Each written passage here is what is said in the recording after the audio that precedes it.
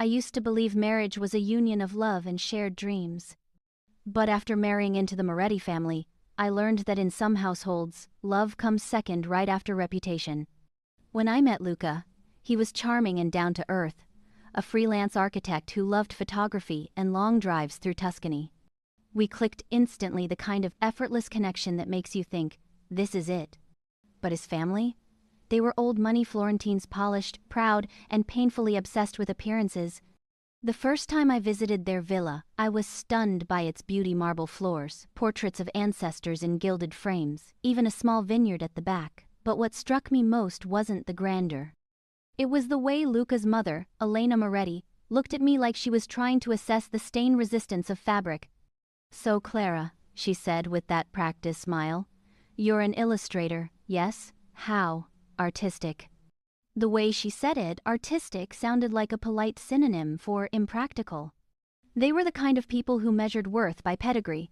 And I came from a small town near Siena, raised by two schoolteachers who valued books more than brands. At first, I tried to blend in. I dressed up, learned their social etiquette, kept my conversations light and pleasant, but it didn't matter. Every gesture, every comment from Elena and her husband Paolo felt like a test I was failing. And Luca, the man who once defended me fiercely, started to change. He stopped noticing, stopped caring. The illusion of a perfect family was cracking, and I was the one bleeding from the edges. It started subtly. At dinner, Elena would correct my table manners. At parties, she'd introduce me as our son's wife, Clara. She draws, or paints, something like that. In one particularly humiliating moment, she told Luca's friends that I wasn't made for high society, but had a good heart. I laughed it off, but inside, I was burning. Luca didn't see it. He said I was overreacting. "That's just how my mother talks, Clara. Don't take it personally." But it was personal. Every dinner, every whispered comparison to Luca's ex, Francesca the banker from Milan, reminded me that I'd never be their idea of perfect. And that's when I started to wonder, if appearances were their weakness, could I use that against them? It happened one night when Elena posted a photo on Instagram, a shot of her garden with the caption, "Elegance isn't about wealth, it's about heritage." Her comments were filled with people fawning over her taste and grace. That's when the thought struck me, sharp, electric, impossible to ignore.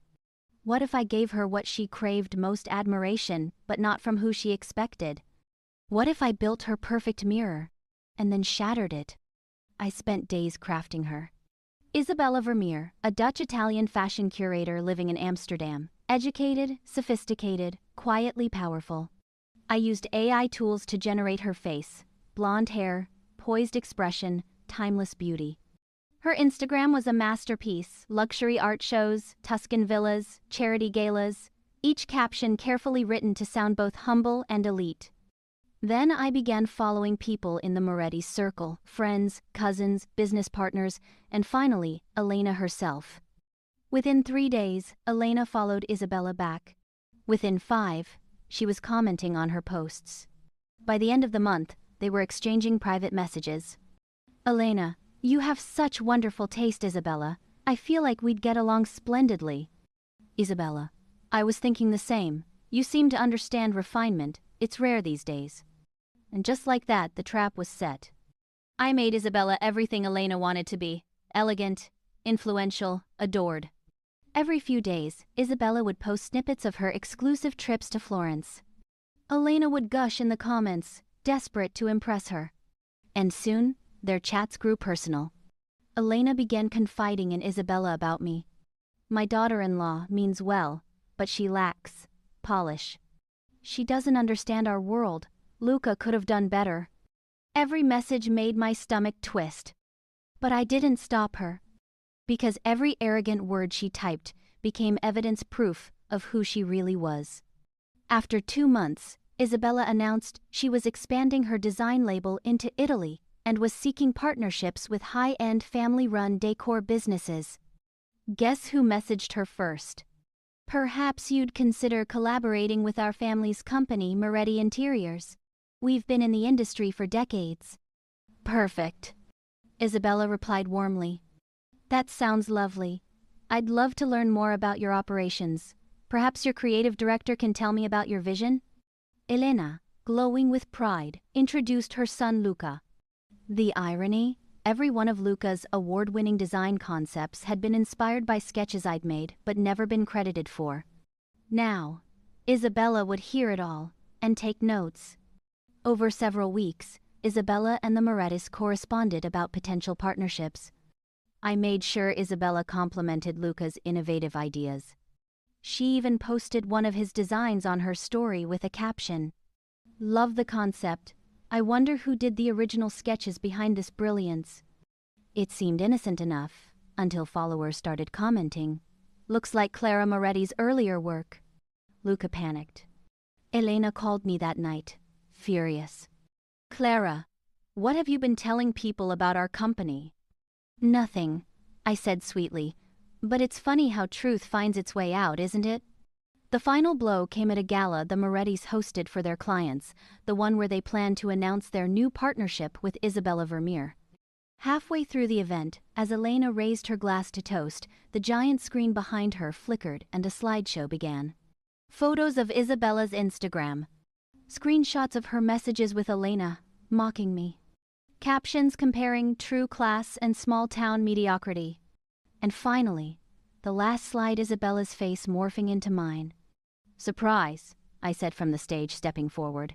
It's me, the unsophisticated daughter-in-law you underestimated. The room went silent. You could hear glasses shatter. Elena's face drained of color. By morning, Florence's business community was buzzing. The Moretti's reputation shattered. Clients pulled back. Collaborations disappeared. Their image of aristocratic perfection turned into a meme. Luca packed a bag and left for Milan, too embarrassed to face anyone. And Elena? She deleted every social media account.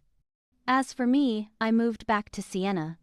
Started my own design studio, Vermeer Studio, in honor of the persona that exposed the hypocrisy. Revenge isn't always loud. Sometimes it's crafted, frame by frame, until the truth speaks for itself. The Morettis built their empire on pretense. I built mine on honesty and a touch of poetic justice. They wanted a perfect daughter-in-law. Instead, they got a mirror that showed them who they really were. And that, I think, is a far better inheritance than money or status. Because self-respect can't be taken away. Thank you for being here. If you enjoyed this, go watch the one on the left and don't forget to hit like and subscribe to the channel for more tales of triumph over injustice and a saga of ultimate revenge.